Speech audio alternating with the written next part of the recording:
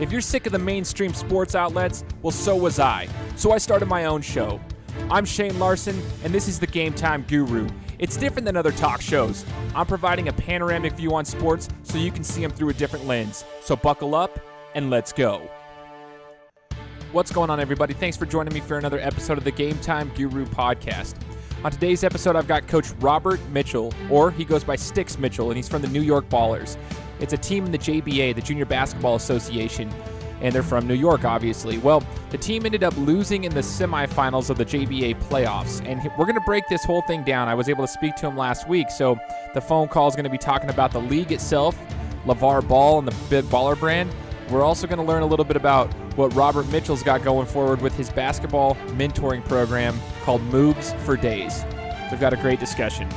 So, like I said, we've got Coach Robert Mitchell joining us on the phone. Robert, thanks so much for joining us today. Thank you. Thank you for having me. Really, really blessed to be on the show. A lot to talk about. And, again, just really happy to be here. Awesome. And I'm grateful that you're with me today because I've been trying to get a representative from the JBA on the show for quite some time since it started, basically. And I'm just grateful that we could, make the connection and be able to get you on the show. First, you're an assistant coach for the New York Ballers. I kind of want to know if you can break this down for us. What does an assistant coach for the New York Ballers mean? What does your job title's an assistant coach, but what do you do? What are your job responsibilities? And who are the New York Ballers, if you can break that down for us? Okay, well, the New York Ballers first are a team put together of New York City basketball players that came out to a tryout, and they made the team for the JBA. Guys were committed. They got their bodies in great shape, and they did really well at tryouts. And me personally, as an assistant coach, I'm into a little bit of everything. We're not only teaching them basketball skills, but life skills. So I'm here with them every day. That their meals are paid for, so we're taking them to eat. We're teaching them about etiquette, about decorum, how to speak to people, first impressions. And then, we have to get on the court and, teach them how to be, knowledgeable basketball players. So my job is to use my experiences from basketball, playing professionally 7 years, and help them as much as I can to understand what's going on the basketball floor and be able to play together, because that's where the basketball game is going, about continuity and teamwork. I like your style of coaching, and I like the way that you're thinking, because as a former player myself, I can vouch for this, because sometimes like the coach can have a huge influence on not only your basketball career, but your life as well. Like if you're coached the correct way, you can learn life skills outside of basketball. And I mean, if the kids are planning on going somewhere further than this right now, as they go and get older, it's important to understand It's important to understand those skills from somebody like yourself who has that experience. Now, Coach, how did you become familiar with the JBA to even start with? Well, it was purely intuition. I follow the social media of LeVar and Lonzo and Big Baller brand, and I've always been a fan of what they're doing. I really like the passion that LeVar comes with in terms of his kids, and then in terms of business as well, the way he attacks it. So when I found out that they were coming to Brooklyn, I showed up, and I was very attentive. And, when I had my turn, I spoke to the guys and let them know about my history. They kind of heard about me a little bit in the New York City area, and it just flourished from there. They've seen how just engulfed I was with basketball. I'm enshrined into it. I love it. And this is actually my first coaching experience with this age. I've coached 14 and under AAU, but they wanted to give me a chance to use that passion to help some guys who were probably just like me when I was 18 to 21. For sure, and that's awesome because you have a unique opportunity to be part of the JBA. Not many people have that opportunity to be a part of this league, especially right now in its inaugural season. And speaking of that, Coach, I want to know what your thoughts are on the first season. I mean, you guys are in the playoffs, and I want to know what your thoughts are with this first season. How did it go? And just get your overall viewpoint on it. Yes. I think the season has been full of ups and downs in terms of these young guys playing basketball at a high level. Just getting their bodies together in the training camp was tough for a lot of guys because they never really had a training camp or never really been coached. We have some guys that haven't even played traveling basketball. They only played little high school basketball in their towns. So, it was a learning period. the second half of the season, I feel like has been so exciting. You have so much parity. Right now going into the playoffs, 4 teams have the same record. The number 1 team is LA, which features LaMelo and LiAngelo Ball. And it's just really exciting to see everyone have an opportunity to win the championship there. And by the way, if you win the championship, everyone gets brand new 2018 Cadillacs. So it's like it's a free fall right now. Everyone's up for grabs for anybody. And you know, I'm excited for our guys, especially because we're at 5-3, and we haven't been highlighted as one of the teams with a potential chance to win. But you know, we have wins over LA and Atlanta, the top teams. So we feel great going into this playoff series. For sure. And I think it's cool what they've got going on. I really do. I think the fact with the Cadillacs, that's a whole other thing. I think that's awesome. Just having, you know, a prize like that, something to incentivize the players outside of just the money, you know, it just gives them, it's a little flair to the league.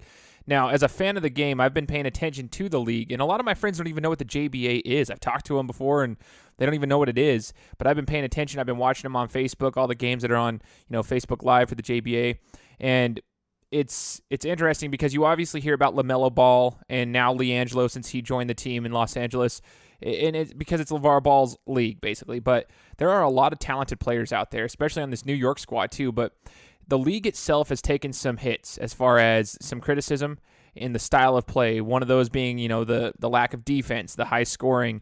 And I kind of want to get your thoughts on it. As a coach who is part of the game, what are your overall thoughts in regards to the style of play? So what are some of the good things, and where are some of the areas of improvement of the JBA? Okay, well, first of all, I believe that a lot of people that are critics of the JBA are people that haven't really played basketball at a high level. If you look at the format of the JBA this year, and yes, it's the inaugural year, right? There are going to be changes made. You have to kind of feel it out and see what works and what doesn't work. But we have an eight-man roster, basically, right? And then we're playing 12-minute quarters.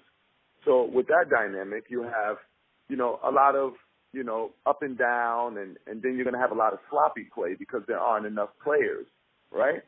So I feel like this year what we're learning, and by the way, just so you know, they're going to be 10-minute quarters for the first 2 rounds so that we could give the guys, you know, that 8 minutes is a world of time,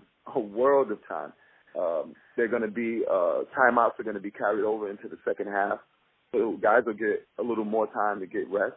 And that'll clean up the game in terms of poor defense and guys not getting back in transition. These are small analytic issues, but for a first year, especially if you're a supporter, you understand these things. I believe if you're a critic, you can't understand these things anyway because you're looking for the negative. I feel like the offenses are getting crisp. That means that guys who couldn't execute before are starting to learn to execute. Next year, we'll have second-year guys in the JBA. So you could just imagine how much, you know, more knowledge there'll be on the basketball floor when you have 2 second-year guys, and you have maybe we'll bump up the age requirements, and, you know, maybe we'll get some older guys in here. So, you know, the league will get better with time. But if you're a fan of basketball, you understand why the scores are a little high when you're playing 48 minutes, and you'll understand why it's looking like, you know, lack of defense when, you know, it's 8 guys, you know, and you only got an 8-man roster. It's hard to, you know, I believe the 8-man roster format was built so that everyone would play, and I believe that that's more important than the style of play right now in the inaugural year. For sure. Yeah, I mean, I love every point that you brought up right there in regards to the style of play. It's such a good point because 8 men on the court and they're playing 48 minutes a game. That's a really good point. There's only 8 guys on the roster. That's a lot of running, especially if they're not used to the play. They're not used to traveling. They're not used to that lifestyle. That's a really big difference. And like you just mentioned, that 10-minute quarters that you guys have in the playoffs is huge because you shave off 8 minutes. That's a long time, 8 minutes a game to shave off. So I'm interested to see how that goes in the first 2 rounds of the playoffs. Now, Coach, I kind of want to just get your thoughts on what your favorite part of the season was as an assistant coach for the New York Ballers. What did you learn, and what was your favorite part? Oh, I'll be honest, it's been the practices. I'm 32, so I'm still very, very into playing. I'm still athletic, and I love getting out there with the guys, and going over plays and just being on defense and helping guys to work on their game and, challenging them. My experience is I played at a very high level, so I feel like if you could score against me, then you could score against anybody else in the JBA. So that's definitely been the best thing for me. Man, it sounds like you're a pretty fun coach to be around, someone who actually leads by example, so that's awesome. Now, in regards to branding, let's talk about branding real quick. The Big Baller brand is like the main sponsor of the JBA, right? So the Triple B's Big Baller brand. LeVar Ball has come out there and he stirred up some controversy with this BBB over the last year and a half, 2 years. I want your thoughts on the BBB. What do you think of the Big Baller brand? Yeah, I love BBB. I love everything about it. But first and foremost, I like the family aspect.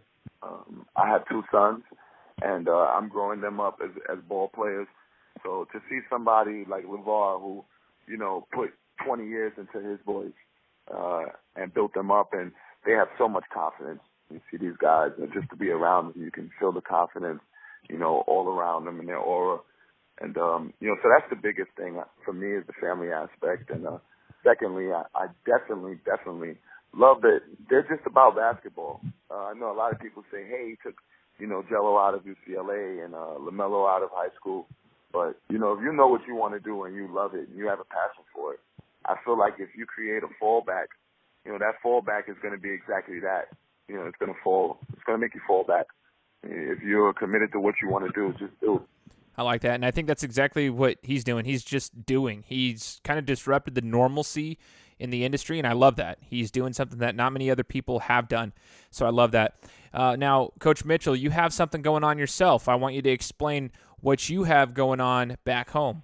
Well, I have my own program back in New York, Moves for Days, MOVES, the number 4, DAYZ. And this is a basketball mentorship program that really, really gets me excited. Every day in Brooklyn, I wake up to a lot of poverty, a lot of, broken homes, and a lot of kids who, quite frankly, they don't know what's next for them after junior high school, not even high school. Some of them are struggling just to get to high school and, not just academia. The streets are tough and, there's a lot of peer pressure. There's just so many things that afflict these guys, and I want to be able to help them. So I started the program actually January of 2018, and, I had some kids that were part of my AAU team that I was coaching, my 14 and under team, and I just wanted to take it to another level. And, I started to do free basketball clinics for kids, and, I give away T-shirts and, just try to give them something to be a part of. I feel like that's why a lot of kids go into gangs. It's because they want to be in an organization, or they want to be a part of a family or whatever they perceive it to be. And I just try to give kids an outlet, something that they could call their own. And the name Moves for Days was made from just my creativity on the basketball floor throughout my career. A couple of times people would always say that, you got moves for days, man. You got moves for days. And it just stuck. And I decided to coin the phrase. And, I feel like when, my kids say, hey, I'm a part of Moves for Days, it means something to them. And as it grows, it'll mean even more. For sure. And in regards to the Moves for Days program, do you have any merchandise or any way that you're promoting it? No, as far as merchandise, I give it away. Anyone reaches out to me and wants shirts. I have some really good friends that have print presses, and they do great things, and it's my way of giving back to the kids. As it grows, I'm sure we'll do some different things, but I'll be honest, as far as merchandising, I'm going to be focused on BBB. When the JBA is over, I'm going to, hopefully be the consultant back in New York, and I'll be doing some different workshop programs, maybe even a pop-up shop. And I definitely want to bring Big Baller brand to the East Coast. I feel like they have a great following over here in LA and in the West Coast in general. And I feel like I can be that guy to build sort of an Eastern hub of such. And, we'll be working together, Moves for Days and BBB, hopefully. Awesome. And do you see yourself coaching in the second season of the JBA? or do you see yourself, focusing solely on moves for days, or do you kind of want to run them together and, cross promote in a sense?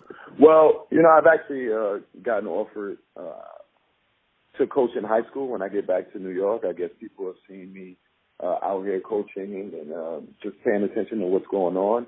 And I feel like I can do everything. I know that there are only 24 hours in a day, but I hate to be stagnant. And if I could coach for 2 or 3 hours a day and also, market, Big Baller brand and Moves for Days and, also still be there for the after school and the weekend programs that I do with the kids, I'll do it all. It's I feel like the reason why I retired was not only so that I could be an everyday father, but also that, I could be a part of different movements. Basketball sometimes can put you in a box. If you're just a player, they say, hey, just shut up and play. Just play. You can't really do anything else other than be a basketball player. And since retiring, I feel like everything's open to me. I don't want to say no to anything. If I can help out, I want to help out. If I can organize it, I'm going to organize it. And I feel kind of at home with basketball. It's not something I even have to think about. I just got to show up, just be there, and my experience and my intuition, it'll take care of itself. For sure, man. And where can we find you, Coach? Where can we find your stuff for Moves for Days? What's your social platforms? You got a website. Where can we find Moves for Days? Definitely. Well, first of all, I have a YouTube, and you can find that Moves for Days, MOVES, the number 4, DAYZ. And on my YouTube, I have great basketball commentary. I'm teaching moves. It's me on the floor. Have some friends that come along with me. It's just a different style of basketball. And like I said, I have commentary, which allows guys to be able to slow it down and hear what they need to do, not just see it. As far as Instagram, you can find me at Stix Mitchell, STIX Mitchell, or Moves for Days. And we're also on Facebook. Robert Stix Mitchell, or you can find me on Facebook at Moves for Days. So all of the platforms are basically the same, but all with different content. I try to keep my Instagram different from the YouTube and, give people a chance to see me in my natural sense, more of a personal feel on Instagram. And, I definitely want everybody to follow because there are a lot of great things that are going to be happening. Solid. Yeah, so we'll put the YouTube links and everything in the Instagram links here in the bottom here on the description. And for all the listeners, make sure you're checking it out. So I think it's awesome what you got going on, Coach, because I'm out here in Boise. You're over there. It just gives another outlet and some more exposure for people here on the West Coast that might not know of you, but this will give them an opportunity to check it out. So when it does expand later on, you already got your audience over here. No, thank you. I did all this year. I started it all this year, and I just feel like I told you, I could get so much done if I'm motivated, and I wake up motivated every day. So, it's just about getting it done. I'm going to be posting a lot of things to the YouTube when I get back to New York. Hopefully, after we win the championship on the 12th. So, like I said, everyone just look out. It's going to be really good. A lot of things coming up. Great content. Sweet deal, man. And I got a question for you. One, do you get a Cadillac? Like, do the coaches get a Cadillac, or is it just the players that they win the JBA championship? Every single person, coach and player alike, we all get a Cadillac. Ooh, that's awesome, man. Sweet deal. That's not a bad gig then. Second question for you. Where did you get the nickname Stix? Well, a lot of people don't know, but I was a late bloomer. I didn't really want to play basketball growing up. I liked video games. I was chasing around girls. And my freshman year, I didn't play. But my sophomore year, I decided to try out. I grew I grew like 4 inches. So I was about 6'3", 6'4". And I said, okay, let me try out. And I was extremely skinny. And I made the team, but I played maybe 20 minutes that year.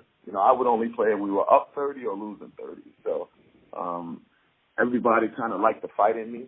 And all of the older players my sophomore year, they nicknamed me Stix. It's kind of a way to tell me to keep it going. In New York, when you get a nickname, that kind of means that you've made it. That people have recognized your talent or just recognize your great personality, So to have a nickname, it gave me confidence and it propelled me and that name stuck with me all through my career. Solid. And guys, once again, this is Coach Robert Mitchell, or Stix Mitchell, joining me. He's the assistant coach of the New York Ballers of the Junior Basketball Association. And Robert, I just appreciate you joining us today and taking the time out of your busy schedule to, share your story with us. Thank you. I really appreciate the interview. And to all the listeners, just keep believing. Only person who's going to believe in you is you. No one's going to believe in you as much as you believe in yourself, basically. Words of the wise right there. I appreciate you, Coach. And for all the listeners out there, I hope you enjoyed this. I hope you learned a little bit about the JBA, and I hope you guys go and follow Coach Mitchell's moves for days. Once again, I've put the links all here in the description so you can find his YouTube, his Instagram, and check him out. He's got something brewing. And you guys know the drill. Make sure to check out my newsletter, gtgnewsletter.com. Check it out. Share it with your friends and family so you can get some free stuff when we do the giveaways here in the next couple weeks. And subscribe to the show. Leave me a review. We'll talk to you guys next week. Guys, thanks so much for listening to another episode of my show. Now, if you could go and do me a favor, head over to iTunes, give me 5 stars, and leave me a review. It would be greatly appreciated. Thanks, guys. Appreciate your support.